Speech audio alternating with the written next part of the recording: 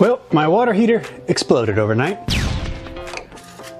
I don't know what happened, but I came out into the garage and found a surprise.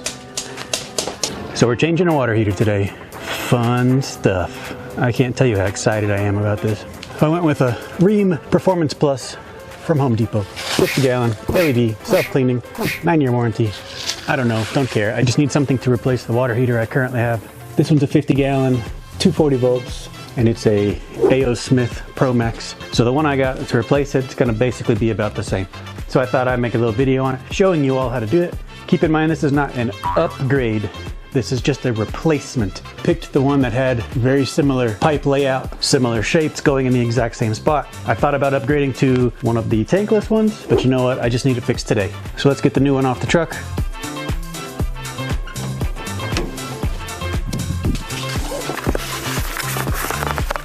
These things are heavy, so be careful. First thing we got to do is drain the unit of any water that might still be in the tank. This is your little drain valve here. You can hook a garden hose up to it. With the drain hose hooked up, you want to open your emergency valve.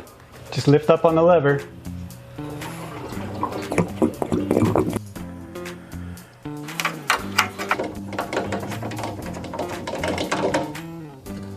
Now let's do the top ones. Make sure you shut off the valves for the city water. I'm going to take these off right at the base of the water heater. This is the hot water.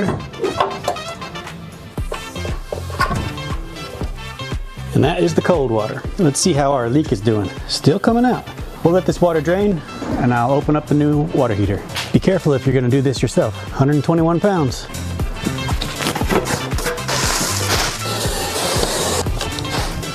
So like I was saying, I'm not upgrading this. It's basically the exact same tank. Water lines up here and then your drain valve down there.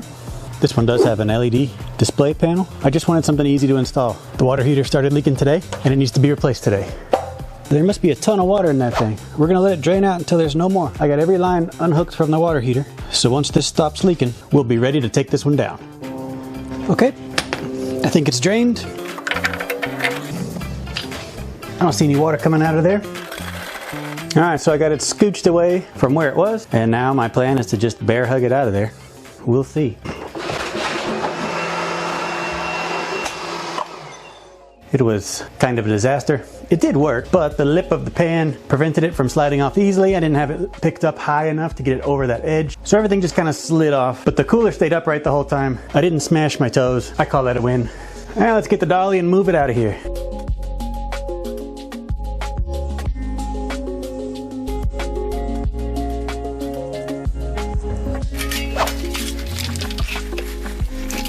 Here's a shot of them side by side. The new one is about 6 or 8 inches taller. I think that'll be fine. Overall diameter, this one's a little bit skinnier than the old one, but we're still good. Let me clean this pan out.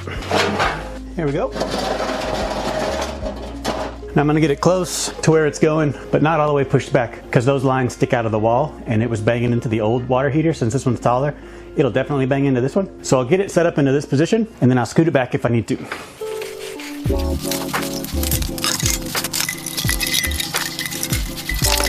Well, that's one way to do it. It actually worked out pretty well. All right, I've got it scooted into a pretty good position now. Let's work on the top here.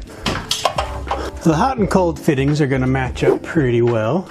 On my old unit, the emergency drain was off to the side. This one, it is in the back on the top. So I need to straighten that out some. Let's go ahead and put the lines on. Now when you're wrapping your Teflon, you're going to want to go around the fitting in the direction that you'll be tightening so that the Teflon doesn't try to spin itself off of there. So I usually get one started, go around over the top of it, and then just kind of work your way around. You don't need a ton. Clean out this O-ring a little bit. Now these pipes are made to flex, but you just got to be careful with them. Okay, let's get her lined up here. Don't overdo it, but make sure it's tight. Okay, same thing for the cold water side. Give it a few wraps with the Teflon.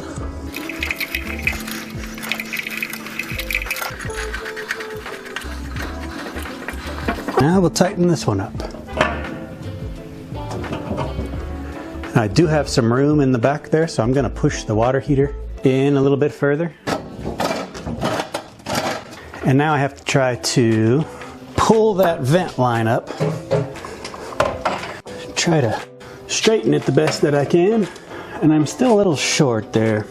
Now I need to pull this fitting off. The new one didn't come with it.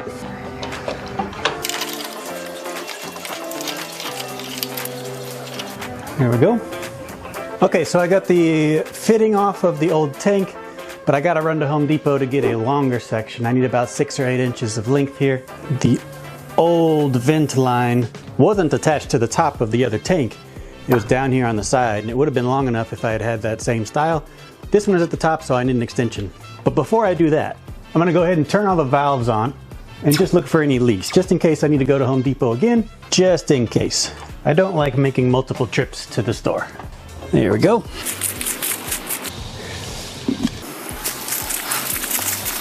Whoops.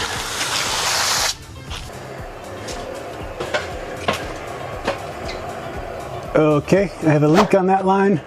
That one looks pretty good. I'm just gonna try to tighten that up. Hopefully it'll stop, but we look good right here.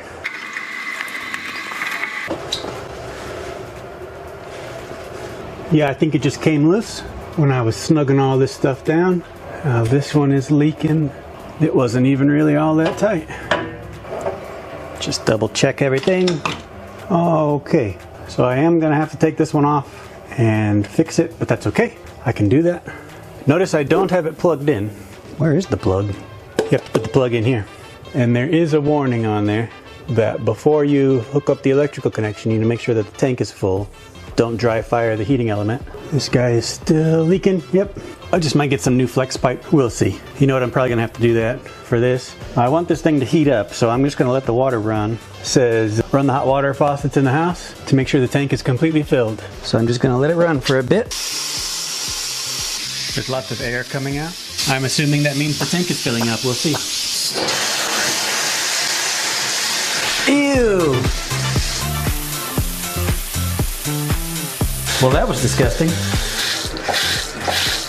Alright, so the sink has purged. I'm happy with that. This line is still leaking. So I'm going to shut water off to the house again, and then we'll run to Home Depot and get a fitting for the emergency vent, and then another one of these. Maybe another one of those just to have on hand. Alright, I got some new pipes and some union. I decided just to replace everything because who knows how old it is. I've got the water shut off at the street.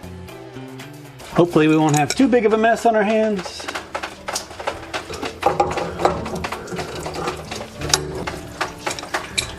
I went ahead and hooked the drain hose back up to it. I'm not going to empty, but I just want to bring, the water level down so these things up at the top don't keep leaking on me. Okay, I think that was enough. Okay, so just as I was doing earlier, you want to apply your Teflon tape in the direction that you'll be tightening the fitting. Okay, so righty-tighty means I'm going to apply the tape in the same orientation to the right. Thread this on and then tighten them up. So this one should be good to go. It's a bit longer than it was, but that doesn't bother me. Going to reapply the tape, get it into position, then run it down. I think we're good on that one. Let's get this other one off.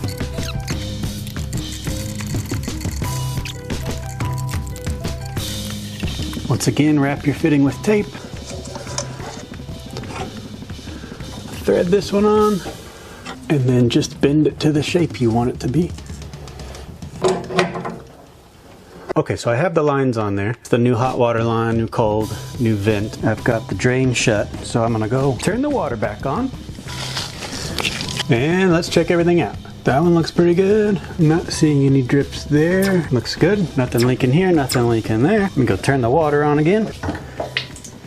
I forgot to turn the valve on. No. So now that there's water flowing through the pipes, looking good. Still looking pretty good. Just gonna keep an eye on it, check them. You don't want any leaks coming through. All right, verify all water lines are connected. Cold line valve is open. Yep, run hot water. Make sure it's filled. Okay. We can take this off of there and do the wiring. Gonna use the one from the old unit. Take all this fuzz out and then look what you got here. So we got black, red, and then that one just goes to a ground. So the one that's twisted to a red wire will get a red zip tie. The one that's twisted to the black wire will get a white zip tie. And the other one will get nothing. Got some electrical tape. I bet we're in for a surprise here. Oh, that's just a wire nut. There we have it. Okay, same idea. So I have the old lock. Try to get off without messing my zip ties up. This is the old cover. I want the wires coming out with this side. Nope, I want it like that. I want the wires to go through here so the plug is headed out. There we go. I'm gonna put this back on, and it's too big for this thing by a lot. So apparently that center ring just pops out. Good to know. All right, so when the center hole got punched out, it was a little bit too large. I modified the original cover from the old water heater. It's not the prettiest in the world, but it'll work. All right, everything is wire nutted together. Now I just gotta cram it all back down in its little area. And there you go. And I'm gonna tighten these guys up. Let's see if we can plug it in. This is always the sketchy part.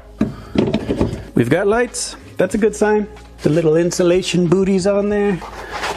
So we got the power light is on, the upper element light is on, the lower is not. I don't know what that's about, but I'm gonna give it some time. It says it comes factory set to 120 degrees Fahrenheit, and that's plenty hot for me, so I'm not gonna mess with anything behind the panel, but the control to change that is behind the panel. I'll let it sit for like an hour and then see if I need to fix anything after that. I got the insulators on. I'm gonna put another one right here because that line is actually touching, so I'll put some foam around that one, and then I need to find the insulator for the relief valve. It's around here somewhere. I just got to find it. Hopefully this gave you an idea of what to expect if you're going to change out a water heater. If you're by yourself, it's a job. It's not all that fun. But if you have somebody helping you, it wouldn't be too bad. I replaced these lines because they're old, and why not? Might as well do it right. I don't have any water leaking out of them anymore, so I'm happy with it. If you don't feel confident with it, of course, contact a professional. This is just what to expect, really. Well, it's been about 3 weeks since I put the new water heater in. I found the little insulator. His lines are looking good. I put a pool noodle between those two pipes that I mentioned was rubbing, and it seems to have solved that issue. The upper and lower elements come on and off as needed. It's making pretty hot water, and there's a lot of it. I think my old one was on its way out. I didn't want to change it. It kind of decided that for me, but I am happy that I did it because this one is much better. All in all, this one is working fantastically. There were some thoughts about bringing this thing up to code, whether or not it needed to have improvements done. I don't know. If it needs to be updated later, I can do that, but I think it's okay. There's a shot of above, no leaks, nothing to report. It's been a great heater so far. I hope you enjoyed the video. If you did, make sure to give me a like and subscribe. If you have questions or comments or suggestions or anything about installing a water heater, anything I did right, anything I did wrong, please let me know. Let everybody else know too. As always, thanks for watching.